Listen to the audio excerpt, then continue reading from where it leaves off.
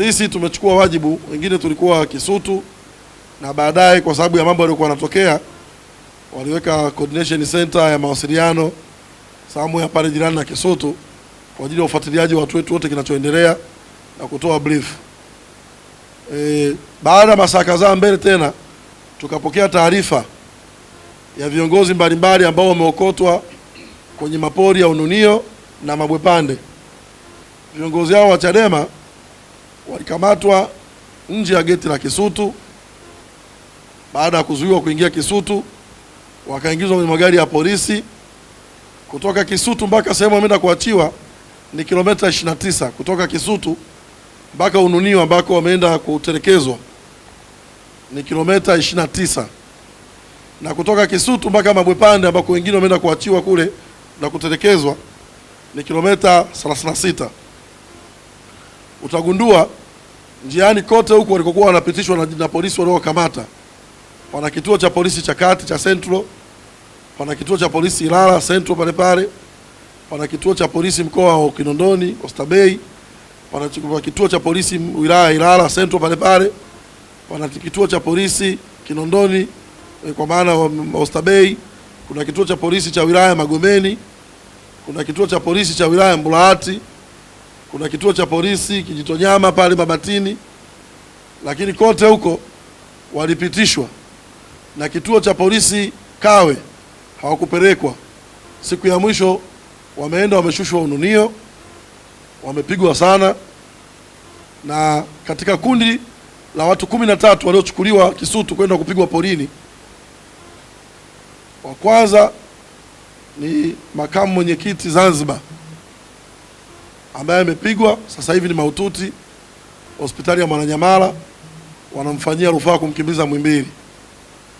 Na mwingine wa pili ni mheshimiwa naibu katibu mkuu Zanzibar ambaye amejeruhiwa, angalau kidogo sio mahututi, lakini amejeruhiwa kwa kupasuka kiganjani, amepigwa marungu, amevunjwa kiganja na kupasuka, lakini vile vile enka chini imepigwa virungu, imesogwa kabisa.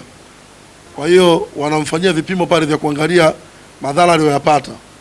Halikadhalika vile vile tuna vijana wetu ambao ni wanachama mbalimbali na viongozi wa chama ngazi tofauti zaidi ya 7 ambao nao walifikishwa hospitali ya Mwananyamala kwa matibabu ya awali, na baadhi tumeambiwa tunaweza tukapewa taarifa wakipata rufaa kwenda Muhimbili. Kwa hiyo so far katika viongozi 13 waliopelekwa kule Ununio kwa magari tofauti na polisi, kushushwa na kuanza kupigwa, wamepigiwa wakifika Ununio.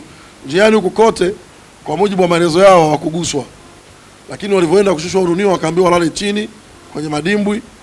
Wameshambuliwa kwa marungu na mijeredi, waya, wengine kwa kufungwa na kamba, huwezi kujitetea. Na hata walivyomaliza wakiwa wameumizwa sana, waliambiwa walale kifudifudi, waangalie ardhi. Wakiwa wamelala kifudifudi, baada ya muda wakasikia gari za polisi zinawaka na kuanza kutembea kuondoka. Walipoamka wakajikuta wako porini pale pale ambako walikuwa wamelala, lakini polisi wakiwa wameondoka na kuwatelekeza bila kuwapeleka sehemu nyingine yoyote. Sasa katika wale 13, taarifa mpaka sasa hivi ambazo tunazo ni za watu 9. Katika 13 watu 4 hawajulikani walipo. Kwa hiyo tumeomba wasamaria wema wa Mabwepande na Ununio waendelee kutuangalizia hao 4 wengine walishushwa wapi kwa mateso au kusulubiwa, ili kama wanapatikana waweze kusaidiwa. Lakini wale ambao waliteswa kule kwenye pori la Ununio, na eneo walilotesewa kwa rekodi, kuweka rekodi vizuri tu, ni pori ambalo ndo walimtupa marehemu Mzee Ali Kibao. Kwa hiyo ni location ile ile ambako Mzee Ali Kibao alitupwa, na ndio sehemu wamepelekwa kwenda kutesewa hawa 13. Kwa hiyo kila mtu anakuwa ni kikundi cha watu watatu wanashughulika, wanaweza kuchukuliwa 2 hapa 3 pale. Kwa katika hao 13, 9 ndio wamepatikana wako hospitali, lakini 8 nimeenda mimi na Mheshimiwa Sugu na Mheshimiwa Rema Mwananyamala, tumeona viongozi 8, tumesalimiana nao na tumewajulia hali majeruhi. Lakini mmoja vile vile tunazo taarifa za kufariki kwake,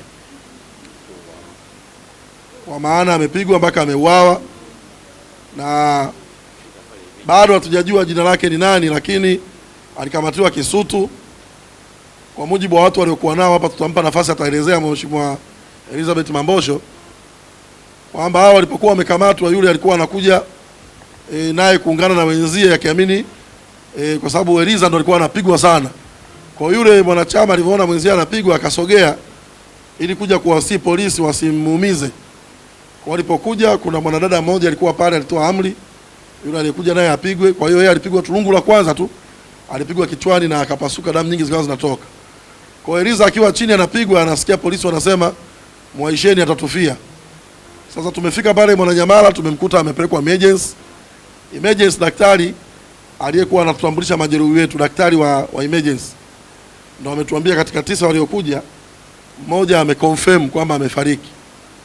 Na tulipotoka pale emergency na Mheshimiwa Sugu na Mheshimiwa Rema kwenda mortuary, tumekuta gari ya polisi na askari kama 5. Tukaomba kwamba wamalize kumshusha yule maiti, tumtambue na tuwapigie baadhi ya viongozi waweze kujua ni nani. Lakini cha ajabu, polisi walipotuona Mheshimiwa Sugu na Rema na mimi na baadhi kama makamanda kama wale 3 pale mortuary, na tayari washaandikisha kwenye daftari kwamba wana mtu wanamkabidhi, wao ni wakina nani, wametoka naye wapi.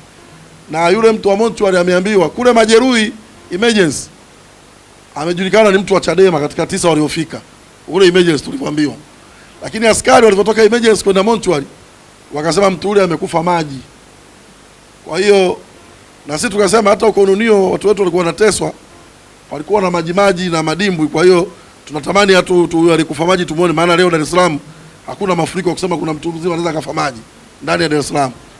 Polisi walivyosikia tumekaa hapa tunasubiri kumtambua yule maiti, wakamrudisha, wakafunga gari ya polisi, wakashusha turubai, wakakimbia na ile maiti.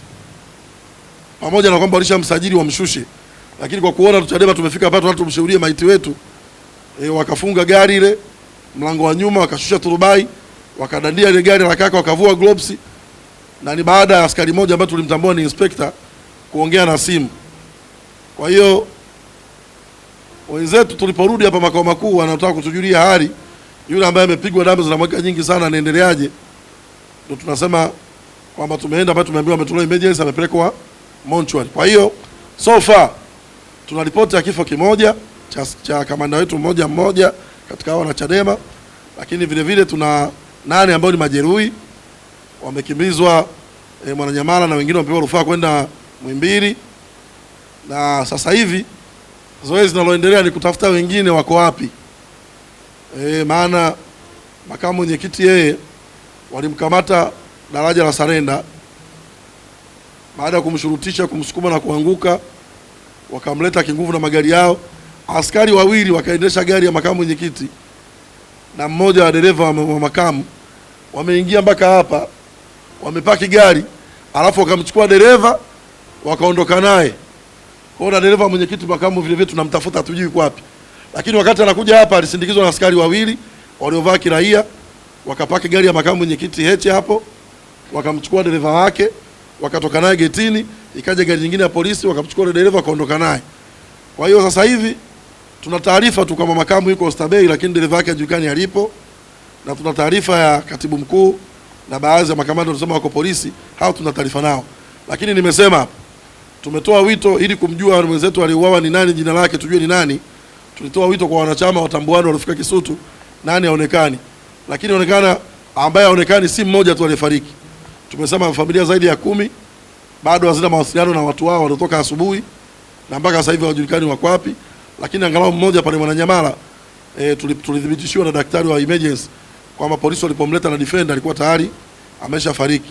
Na tulipomfuata mortuary tumeona polisi, tumeiona defender, lakini polisi walipotuona wakaogopa kushusha ile maiti, wakafunga turubai wakakimbia na ile maiti.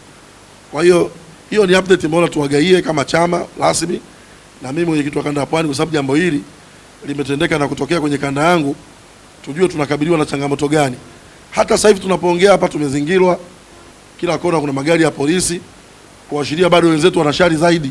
Si tu kwamba jambo la kule Kisutu, lakini hapa makao makuu nje tuna gari zojaa askari 8 zaidi ya gari 5 kila kona kuingia makao makuu, kwa kuashiria issue sio Kisutu tena wala kesi ya Lissu, lakini huenda wana ajenda yao binafsi ambao sisi hatujaijua Chadema shida ni nini, na imetokea wapi. Kwa hiyo tunapoongea hapa wanachadema, kwanza tuendelee kuwa imara, lakini vile vile tutakuwa tuna utaratibu wa kila baada ya masaa kadhaa kutoa update ya watu wetu wote, amepatikana nani, ana hali gani na nini kinaendelea. Je, kuna watu waliongezeka, vifo vimeongezeka au majeruhi wameongezeka? Na Mungu akijali wakitoka wote, kama ni kesho kutwa, tutaita waandishi wa habari, watakaa hapa kila mmoja. Wapo waliovunjwa miguu, wapo walioteguliwa mikono, wapo waliovunjwa vidole, wapo waliopasuliwa, wapo ambao wamevunjwa uti wa mgongo, ndo wengi. Kwa mimi tangu nianze visiasa sijawahi kuona askari wanampiga raia, tena wanampiga sehemu moja tu, uti wa mgongo. Mkurugenzi wa fedha wa Chadema Bwana Tito, naye ni miongoni mwa majeruhi ambao ni mahututi, anapata rufaa kwenda Muhimbili.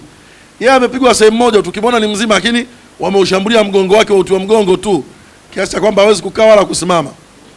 Kwa hiyo waliopigwa sehemu ya uti wa mgongo wako 4 katika pale Mwananyamala, ambao ndio watafutiwa rufaa ya kukimbizwa Muhimbili. Ukiwaona kwingine ni wazima, lakini wapigaji walikuwa wamelenga mgongo tu, uti wa mgongo. Sasa maana yake mtu wa namna hiyo huwezi kusema alikuwa na nia njema. Lakini vile vile kwa mtu kumkamata mtu City Center pamoja na vituo vyote vya City Center, akatumia magari ya polisi, uniform za polisi, silaha za polisi, akaendesha gari kutoka City Center mpaka Ununio mpaka Mabwepande, hatuwezi kusema mtu huyu alikuwa anafanya zoezi la kukabiliana na wahalifu. Mtu huyo yeye ndio mhalifu, kwa sababu tunaamini ukamata mhalifu unampeleka polisi, anafunguliwa mashtaka, anahifadhiwa rumande, anapewa dhamana au anapelekwa mahakamani.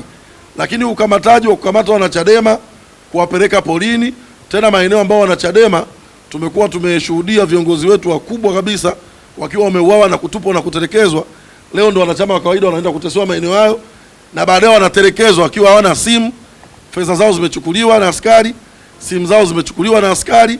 Askari kuna mmoja anatuambia hadi viatu wamemvua. Yaani kipindi wanampiga wamemvua hadi viatu na wameondoka navyo. Kwa wakati wanapata msaada Ununio wameondoka pekupeku. Unaweza ukaona ni kiasi cha uhalifu kiasi gani dhidi ya binadamu. Huo ni uhalifu dhidi ya kibinadamu. Kuna namna ambavyo jeshi la polisi limefundishwa kukabiliana na mhalifu. Kuna namna mafunzo wanayo polisi namna kukabiliana na watu ambao ni wahalifu, waandamanaji. Lakini mtu ambaye yuko njiani unamshtaki na kosa gani? Yaani katibu mkuu unamkamata fire, ukimpeleka mahakamani kosa lake ni lipi? Kutembea barabarani na gari? Kwa sababu kama una taarifa yote ya kiintelijensia, anakuja mahakamani ni raia mwema, tena anakuja kwenye kesi ya kiongozi mwenzie, tulikuwa tunaamini yeye hana kosa lolote.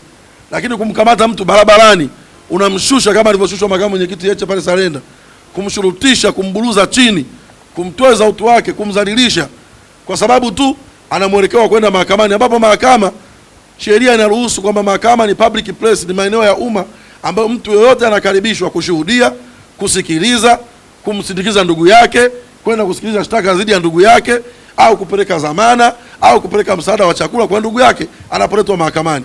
Lakini leo imekuwa ni tofauti. Kwa hiyo tumewaita hapa kutoa hiyo update kwenye kanda ya Pwani, na katibu wetu wa kanda ya Pwani ndo anayehudumia majeruhi wote, na majeruhi wote wanatibiwa na Chadema kwa gharama zetu, kwa michango wa wanachadema.